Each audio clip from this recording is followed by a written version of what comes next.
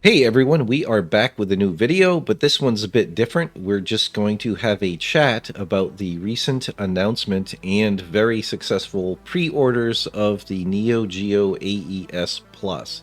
And of course, when I say we, I mean with me as always is Corey Hey, how's it going, guys? and my brother Chris. Hello.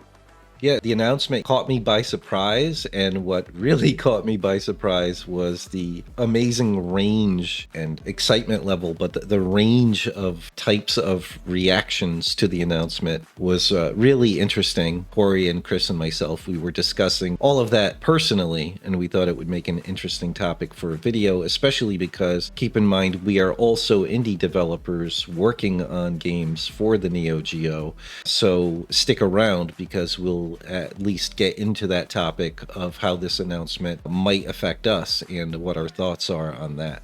So the first series of reactions that I saw were, of course, a very large percent of people that were very excited. People actually a lot like myself from a pure gamer and collector standpoint. Suddenly there's this new, very convenient, very affordable way relative to the other options that had existed until a few days ago to get a physical Neo Geo console, not only to get one, but new, that's almost certainly very unlikely to have any kind of mechanical failures that you need to worry about anytime soon. Already has built-in HDMI support, supports the actual cartridges, both the original ones and the new ones that this company will be selling or is selling in pre-order, sold, I guess. But so there were a lot of people that were really excited about that. And when we were talking, Chris, you had mentioned that there's also a whole subset of people that are already the existing hardcore Neo Geo collectors that might already own a collection of games and the system. Yeah, a lot of those Yep. collectors want to put their original cartridges and consoles back into storage because aging hardware can tend to need maintenance. It can break down, and heaven forbid, it get fried and no Right. longer function. Replacement parts aren't always available to bring them back to life. So I think a lot of collectors plan to use this new console, maybe take advantage of that HDMI port and be able to put their priceless collections away. Yeah. And then just in general, there are also just a lot of people who may already own the original production versions of the Neo Geo, but then there are certain games that are just so expensive. They're outside, either literally, a lot of people just can't afford to throw that kind of money at a single game cartridge. But then, so there was already a market for many years, probably decades, of repro Neo Geo games, so they weren't authentic, but even those for some games had gotten up to the many hundreds of dollars. So a lot of people that really want that physical experience of owning the game cartridge, putting it in a Neo Geo system, the whole nostalgic experience, a lot of those people don't care. They're not so hardcore as a collector that they need everything to be authentic. They just want the authentic, nostalgic, tactile feeling of the whole situation and having the whole setup. Yeah, on the positive side, at least from my perspective, one thing I like about this a lot is it looks like a straight up replica of the original system, and it's compatible with the old cartridges and has a new cartridge format, I guess, as well. But the interesting thing is a lot of other companies, they've done these like mini consoles and they just pack in so many games with them, and it's just kind of a temporary collector's item that they make. Like you see that with like the NES Mini and things like that. They could have went that route with this, because they've got all the official licensing and everything going on, but they didn't. They decided we're going to just make the actual modernized replica, which is really cool to me. I would like to see more stuff like this, to be honest with you. There's third-party companies that do this, but this is an official one, which is pretty awesome. Yeah, and that's actually a great way to segue into the other type of reaction that was also extremely energetic, we'll say, which remind me to get back into in a second. But before you do that, I think it's interesting that the company that is bringing this out, their market research must have shown that there was a great opportunity for a new retro console that's not an FPGA system. It's actual original, at least compatible chips Yep. So there won't be emulation of other systems. It'll just be Neo Geo. And they decided to bring out all the peripherals and memory cards and everything. There's a significant initial investment to get this going. And then the Oh, price big time. point Yeah. of less than the original console costs. They must see a massive international opportunity here. Yeah, absolutely. And whether it was market research, which I'm sure they did some of, but or instinct, they are clearly proven correct because they sold out instantly and there's an enormous positive reaction. From my end, like I said, as a developer, I had been researching just a few months ago, and probably every few months for the last year plus, I would look online and see what I could get a hold of for an actual Neo Geo console. And the only one that was attractive at a decent price point they had been doing and are still doing lately, because the original AESs are so infrequent and so expensive that people are literally consoleizing the MVS consoles. And of course, there's only so many of those in existence. So I was watching and worrying that soon those prices would skyrocket too. But even then, pretty much the cheapest price that I could find one was around $350. And just Another- so anyone is confused about MVS were the boards that were put in the arcade cabinets. So it was the arcade version of the Neo Geo games. Otherwise, identical hardware, but a little bit different the way they would make the game an arcade game with like insert coin kind of functionality, and the cartridge format is different. And so far with Damon Claw and with Metal Max, so far we've offered MVS and AES versions of our games. So just to clarify that, because sometimes these acronyms get a little heavy. Yeah, exactly. I think some of the factors in the decision to bring out this Neo Geo console too could be knowing that the installed user base will probably want to buy the new hardware, like I said, so that they can put away their precious original collection. And then there's the decline of AAA games. While some titles still do very well, there is an overall decline in the excitement for new games. And a lot of people are turning toward retro and what they missed out on in the past, especially people like 35 years old and older. And then there's the outrageously high increases in the prices of RAM brought on by the AI boom. So like that new Steam machine that's coming out from Steam, while the idea is fantastic, it could be that the price will be a bit prohibitive. So maybe that was a factor. They thought a lot of people will be put off by these very high prices for new machines. A Neo Geo console has a very humble amount of RAM and older kinds of RAM that aren't affected by AI prices. Yep. And then, like I said, they knew, whether it was through research or just their own histories and instinct, that they knew there were a huge amount of people that grew up wanting a Neo Geo really badly,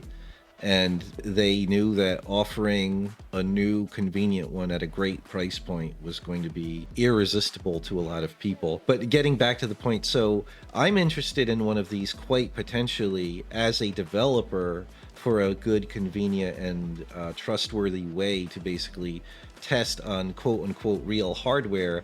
And that's where it might get interesting for me, because while this company, they have a good track record, they're the ones that apparently did the A1200 and I think some other systems, and they say in their media and website that this is fully compatible. It works with all the old Neo Geo cartridges. So it'll be really interesting to see, will this be an equally reliable way to test new Neo Geo games as we develop them? We'll only know that as time progresses and people are able to start using these new AES Pluses to test games on. But anyway, going back to what I hinted at before, the people that reacted in a very different way, everyone can be gamers, everyone can love retro games or retro style games, but the different flavor of what interests them and what they care about can completely change and give them extremely different, violently different opinions about things like this. And one of the things I thought was funny is like a huge amount of the comments on a lot of videos and this announcement and X posts and stuff is was, wow, this is fantastic. People are gobbling up the $1,000 package with all 10 of those games on it. And like I said, everything sold out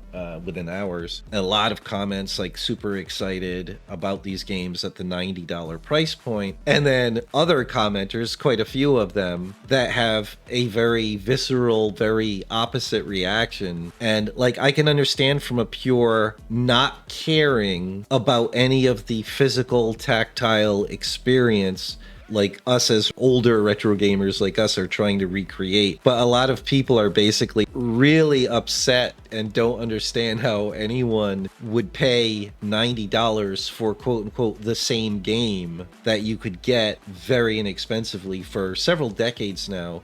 You could get them on different systems, obviously via emulation. Even like the legit way to get them, you could get them for like $5 or $6. So it's funny, you've got like these extremely and everything in between. But those were the two. You've got the super excited and eager to buy and did buy, and then you've got the that's highway robbery. Like, I can just play MAME, or I could buy this game. I even bought, probably 7 years ago, bought one of the King of Fighters, I think, on my Android phone for like $4 or $5. And like I said, as indie developers of new games, one reaction that was startling and a bit alarming is someone had commented very kind of aggressively on the post of other indie developers selling their actually newly developed game for Neo Geo on a real cartridge box and everything. And the commenter basically was saying, how could you possibly even think of charging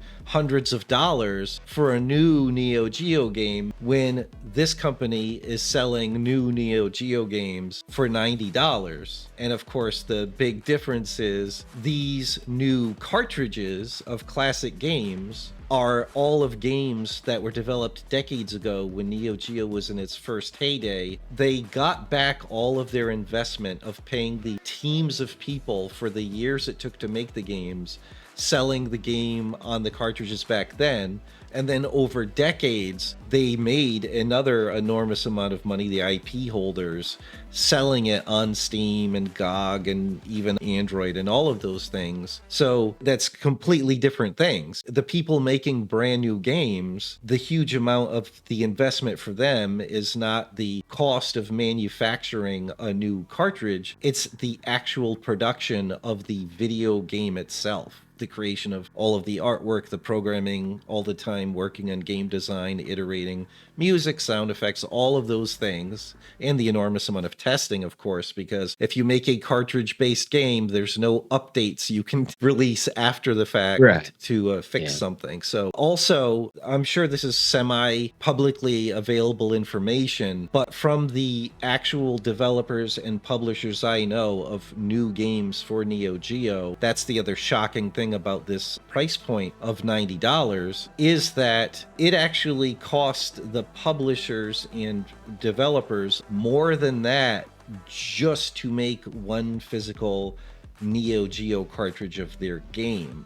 So my best guess would be, I don't think this company invented a truly new cartridge technology that allowed them to sell games at $90 for a profit. I think most likely it's all about bulk or quantity. So especially with like Chinese manufactured goods, the more you buy, the cheaper each unit becomes. And if I were to wager a guess, and this is no inside information, this is purely a guess, I would guess that they just worked out a deal with one of the producers of Neo Geo cartridge boards and just maybe pre-bought a ton of them or contracted to buy a certain amount.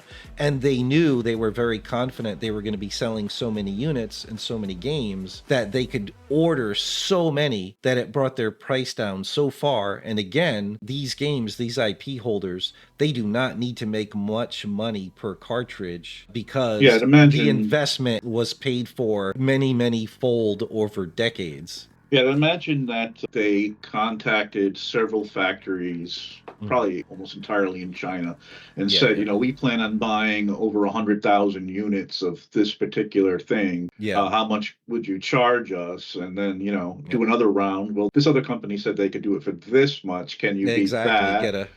And around you go. That Yeah, puts a nice downward pressure on the cost of producing them. There's right. also another side of it too. Not only is this a pre-order price right now, Yep. which possibly could change later for the game prices. We have to Yep. wait and see. I guess November is the launch of the system or when it'll start shipping. The other thing is like maybe their business model here, it seems, is to sell the console, and that may be the majority of their profit right there. And they're not as worried about profit on the games as well. So from their own accounting perspective, maybe that it makes sense to sell them cheaper to Right. sell a ton of them and Well, I think establish likely, this on the market. But Yeah. yeah. I think they're likely making a substantial profit on the Yeah. cartridges. Right. Probably, Like that's the thing is three Yeah, that maybe. times I mean, the cost, yeah, at it's least. hard to know. Yeah, Yeah. it's a guessing game. Yeah. Chris and I discussed this the other day, and we both agree that it's highly likely that the only reason that it currently and in the past did cost new publishers and developers of new Neo Geo games over $90, closer to $100 per cartridge, was because the price point was already set by the market on places like eBay, so that when people started making new games and they knew they were going to charge hundreds of dollars per cartridge, just like the old games go for, then when the manufacturers of chips were approached for like, can you make new Neo Geo game boards? I'm sure that they priced their boards not on what it cost them to make them, but what they could get away with selling them for. I mean, that's how it works.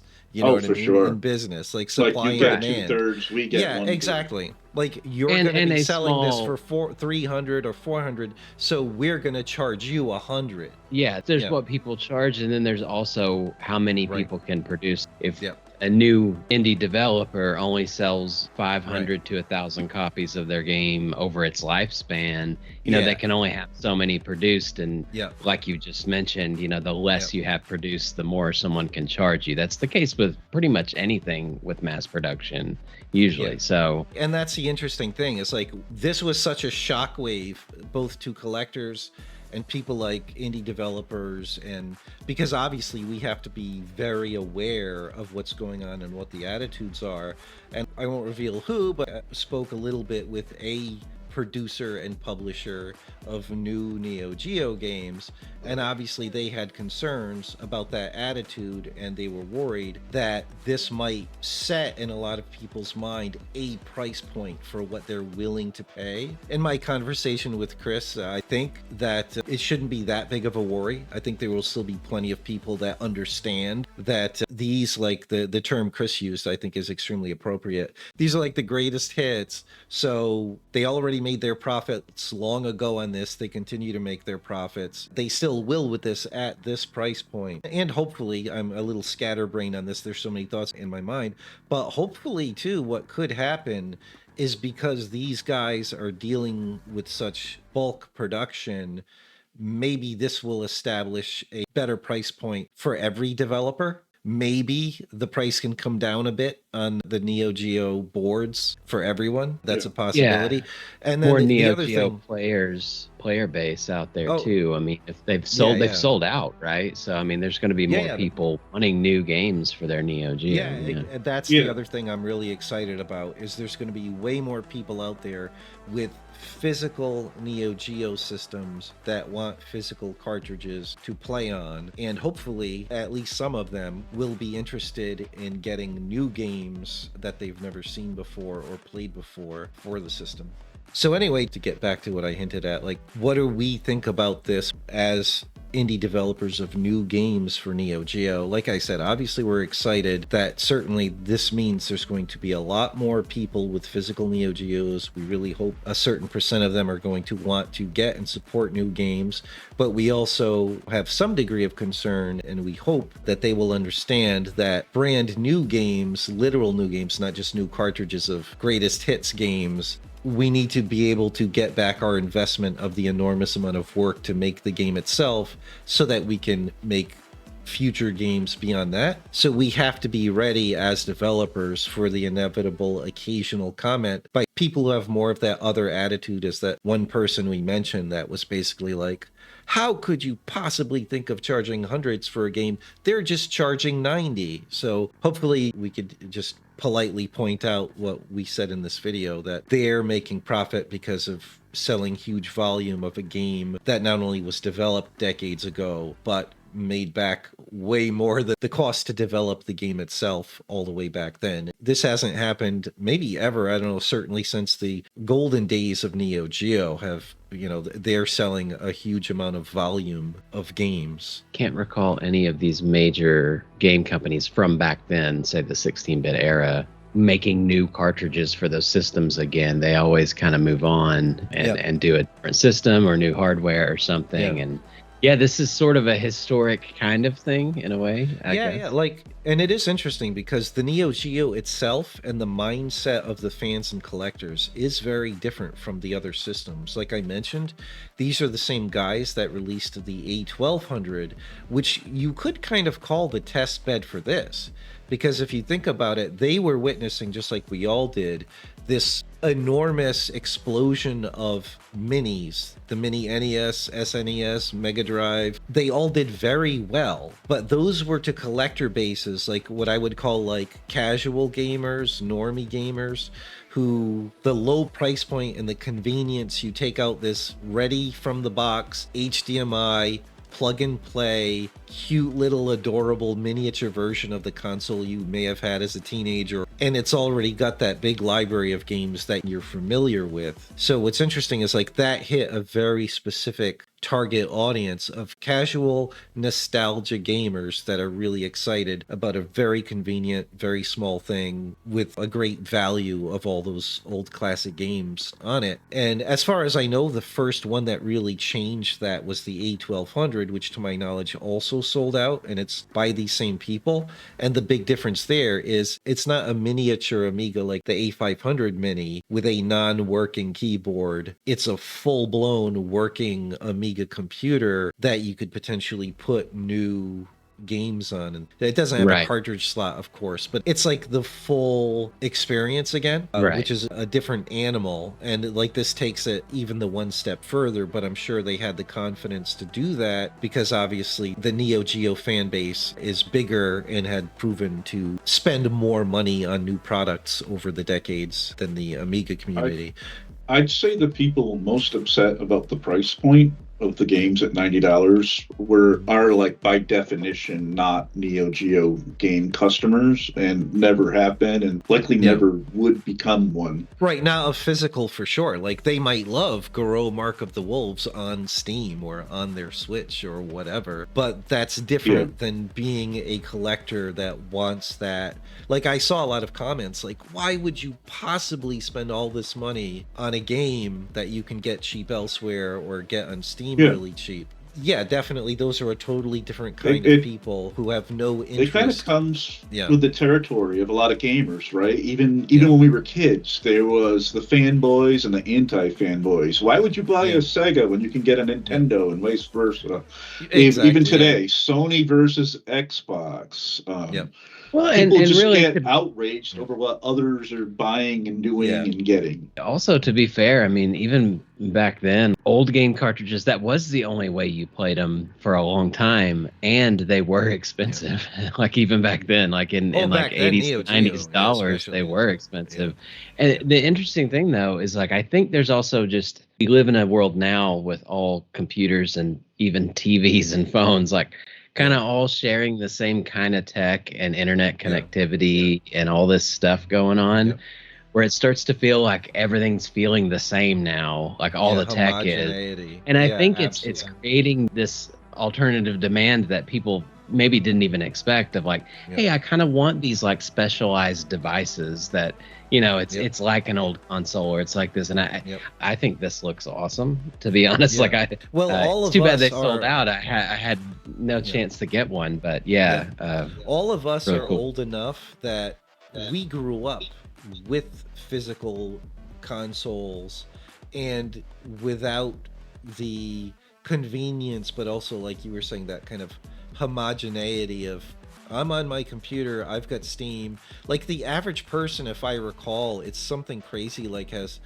over 100 games in their Steam library that they've never played, let alone beaten, because you end up seeing offers for bundles and stuff like that, and it's like, Right. there, it's so different, the experience that we grew up with, where you have a physical device that you can rely on. There's no such thing as whether or not the internet is working. You have the Right. physical game, you could trade it with your friends. It's physical, it's tactile, there's a box, there's a manual, there's like a physical ritual, a stimuli your brain gets. Everything from Yes. the ritual of opening the box the cartridge comes in, putting the cartridge in, turning it on, instant boot. It doesn't load, it doesn't update, it doesn't download an update. Right. That used to be a nightmare. My first The game experiences with is what it is. yeah, Right. exactly. Yeah. When I got the Yeah, a Xbox lot of- One, mostly for my kids, it's like I would almost never touch it. So inevitably, when I finally turn it on, like once a month, I've got to wait like 30 minutes for it to download the new update just to the OS before I can even play. That's absurd. But anyway, so even the point sometimes is, your TV will do that when you want to watch a movie. You have to update the app that plays the movie. It's irritating. That's ridiculous. Makes you miss just putting a DVD in. Even like for sure. renting physical games, like the rental market back in the day, you'd own like maybe a dozen games or something yourself because they were expensive. So you could like rent a game and you only had it for a couple of days. You know what I mean? Like you had to take it back. So it's like you would focus on that one game, you know, and play it, you know, for a couple of days and see if you could beat it and all that stuff. Yeah. So some developers are making the games hard to beat, so you'd have to rent it a second time to finish it off. So for those in that camp, for those people, I think a lot of which are just younger and never had that experience, that's the big missing thing. That's why, like, it seems completely crazy to you that someone would spend a bunch of money on a physical copy of game when they could get a digital copy so inexpensively. It's people want to relive that experience, which was very positive to them, and especially these days, especially for people who are now adults, with probably a lot of us, myself included, young adult children, and a hell of a lot more distractions and responsibilities always weighing on our minds and shoulders. There's something to be said about creating these moments of peace where you're making life simple again, turning off your phone, not worrying about what's going on, and having that physical interaction. You're focusing on one game. You're not doom scrolling on a phone. You're not like in a situation where like, oh, there's a million TV shows I could just keep flipping through, or like there's a game you want to play and experience and even interact with physically. It's a very different state of mind and experience. And there won't it's be part any, of that physicality of actually owning the physical game. Go ahead, Corey. Yeah, I was gonna say there won't be like Neo Geo notifications while you're playing. You know? Yep. But yeah. Yep. Hopefully So not. anyway, Hopefully that's not what the plus is. As far as I can tell so far, the plus is the HDMI, and it said something which I don't fully understand the ramifications or details of yet. Something about other display modes and overclocking, and I don't know. Yeah, the overclocking makes perfect sense to me because the slowdown, Motorola 68000 CPU, you probably can't get new ones at the original slow speeds as easily as you can get newly manufactured ones that can run up 3 times the original speed. So you would be just not using the capabilities of what the chip has if you didn't make that available. And maybe they could work it out so the few games on Neo Geo that had slowdown won't have slowdown if you turn on that, use the beefier speed. Yeah, if the slowdown was because the CPU is working too hard, that should take care of it. Yeah, I mean, I would assume since everything else on the Neo Geo is sprites, everything, like, it pretty much has to be the processing that slows anything down, right? Like all the I think, detection and all that. I think a lot of the people that are a bit black-pilled on or naysayers of this AES Plus, they don't understand why the Neo Geo existed. Yeah. They think of it maybe as just a really expensive home console, but that's not what it was. It was an arcade board Right. brought into the home Yep. optionally. So Yep. from the beginning, it had a very different mindset than, say, a Sega Genesis Right. or a Super Nintendo. And they And were if it not wasn't what going. it Yeah. was, it wouldn't exist Yeah, as it and was, you exact, know? and it wasn't going for the same consumer base or audience. They were not trying to compete with, which I think you said this earlier today, Chris. They were not trying to compete with Nintendo or Sega. They were totally going Right. for their own market. They It knew wouldn't it was going to exist as be, it was if that yeah, was their goal. You wouldn't yeah, make a 500 megabit ROM cartridge if you wanted to right, compete with the 10 megabit ROM cartridge. yeah, You know, you're going yeah, for a different market. That's why the market was what it was. It was a yeah, lot of college kids who yeah, threw money together as roommates in the dorm, yeah, and they all threw in their bucks and got the new console that was very yeah, expensive and dished it yeah, out for games so they yeah. could play it at home while eating pizza. Yeah, their money they were supposed to spend on books, something like that. Yeah, instead of But going to yeah, the arcade together, they brought the yeah. arcade home, which is what the Yeah, machine really was cool. for. Literally the arcade home. Yeah, and I thought that was a great gimmick too. That one of the earliest things I learned about the Neo Geo, other than the stunning graphical abilities, was the whole cool idea of the memory card and how you could take that with you. And it's not just for storing Hmm. scores. Some games you could store progress in the game, and so go back and forth between the arcade and your home console with your memory card and continue where you left off. I thought that was a really cool idea. I never experienced that. I never really Yeah, no. saw Neo Geo in the arcade that much in that Right. way. Right. I was more of a Sega guy back then, playing Altered Beast and Shinobi and Golden stuff. Axe. Yeah. I played Right, the Golden arcades Axe. a good bit when I was young. I saw them Yeah, I love. around, you know. I liked it, yeah. Yeah, I remember it was like in the later years of going to the arcade for me when suddenly I was seeing like the what is it? What was it called? Like World Fighters. It was a gigantic console cabinet, arcade cabinet. I remember that Yep. for whatever reason, but Yeah, and I yeah, wouldn't be surprised if a lot of these AES Plus machines end up in arcade cabinets. that would be kind of ironic. The MVSs are all getting consoleized, and then these are going to get turned into arcade cabinets.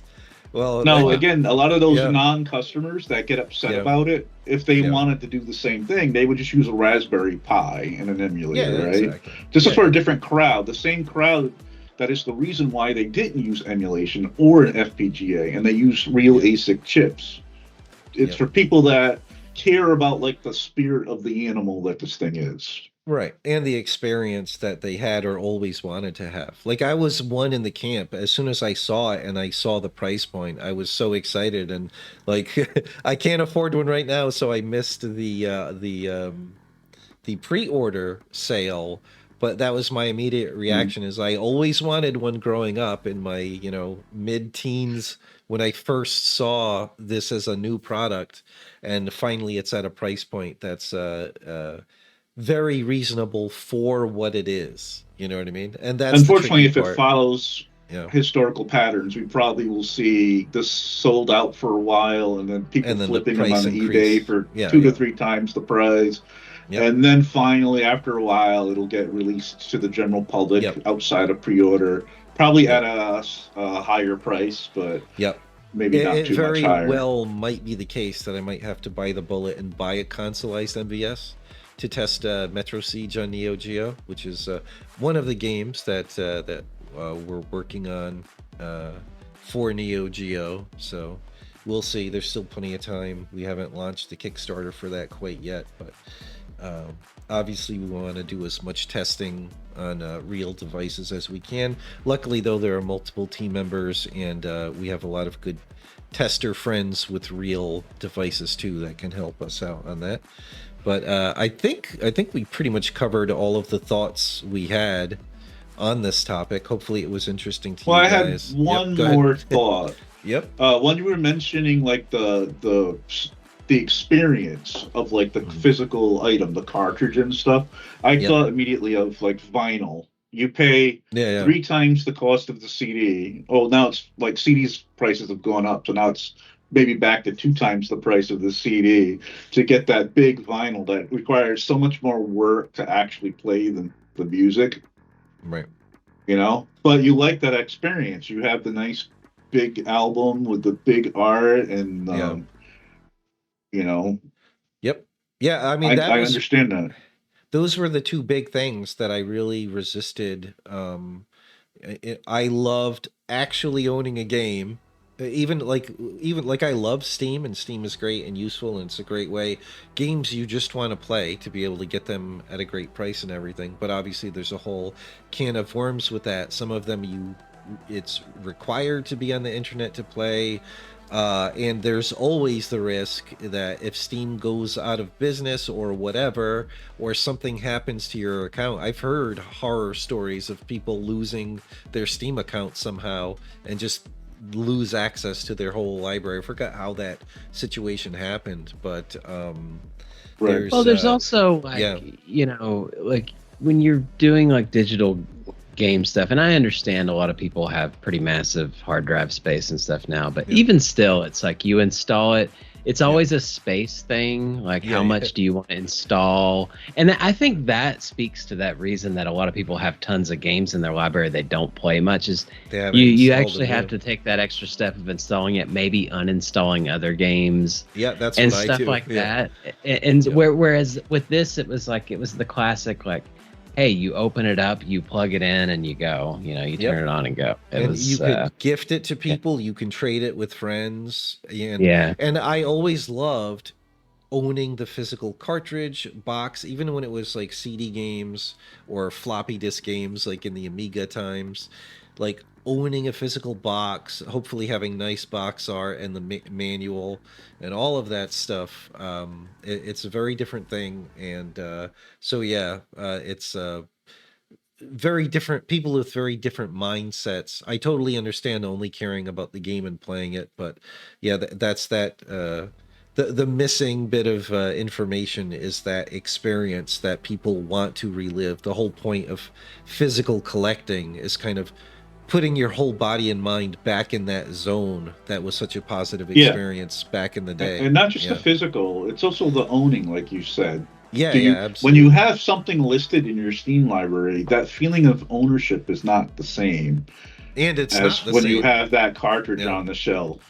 Yeah, it's literally Yeah, not the that's true. same. Something could happen to the internet, something could happen to whatever company. Like we've already heard, like Well, even if you would think, yeah, even if you're convinced you would never lose access to it, there's still yeah, something different about the ownership yeah, of yeah, a text on your absolutely. screen versus Yeah. something on your shelf. It's like Well, it's that's the more other thing like too. being They can granted. change your game against your will.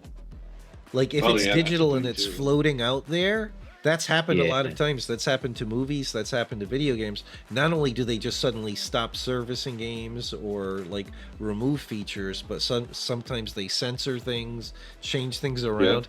I actually had an experience like that most people would have considered positive, but it literally ruined the game for me. I mentioned this before, and it's a shame because it's a very high quality game, and this is just from my perspective. But to me, I relate it to my experience between SimCity and SimCity 2000. You guys have both heard this Right. story, but I loved Right. Yeah. SimCity because of its Hmm.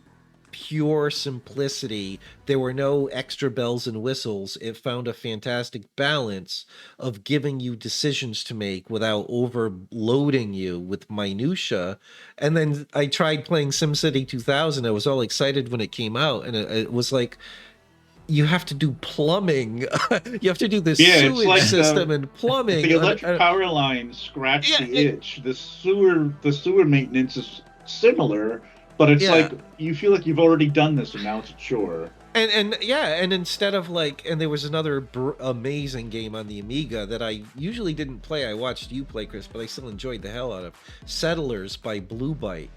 Like that Yeah. found an amazing balance. I think if I recall, it was more sophisticated, more things to do and worry about than SimCity, but it still found this Yeah. incredibly nice balance. And it didn't go overboard with stuff. And anyway, my point is, my more recent experience on Steam I bought and I was really enjoying, like when it was still a fairly new game, Shovel Knight. Great game, and it is still to this day a great game that most would say I'm crazy and it now has much more value. But I was enjoying the hell out of it. I had to stop playing it for several months. My life got busy. I turn it back on. I had it set to automatically download updates. That I guess that was a mistake, because suddenly the map, like, it's still respected my progress data, but the map looked completely different. And suddenly there were all these new nodes and icons. I didn't even know what they meant. I couldn't tell what was an actual level for progress, what was a side thing, what was like, is that just Right. going to, like, it They didn't just suddenly, add to the game, they like fundamentally the changed complexity the progression of it, I guess. skyrocketed, and Yeah. I was lost. I was like, okay, I see where I am, but it doesn't look like where I used to be.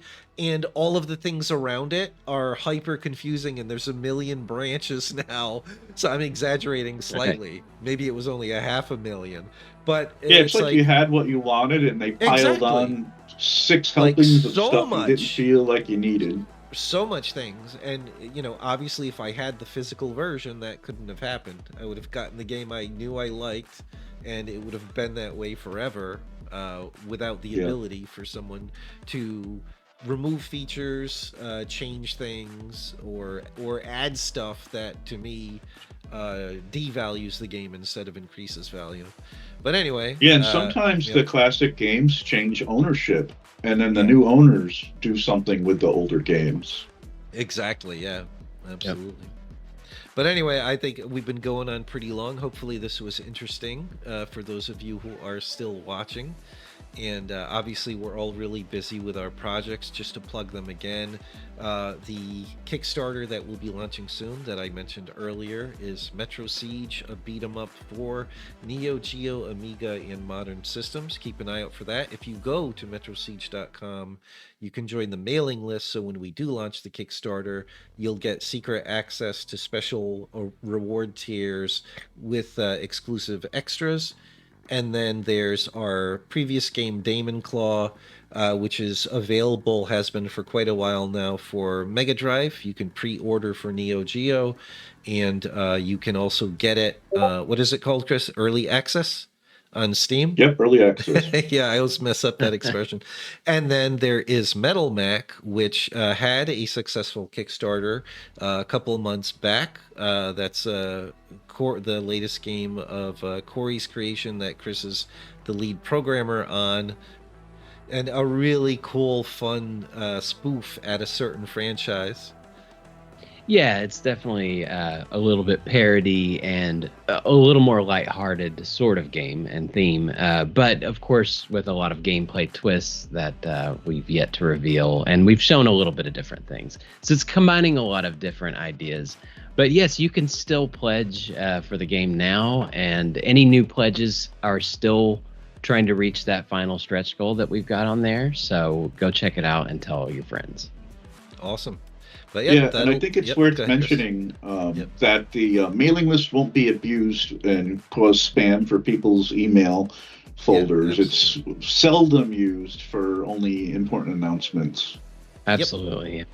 Only for these like special exclusive deals, only by us. We will never share the information with anyone else. But yeah, that'll be it for this one. We hope you found it entertaining, and thanks so much for watching, and we'll be back again with another video pretty soon.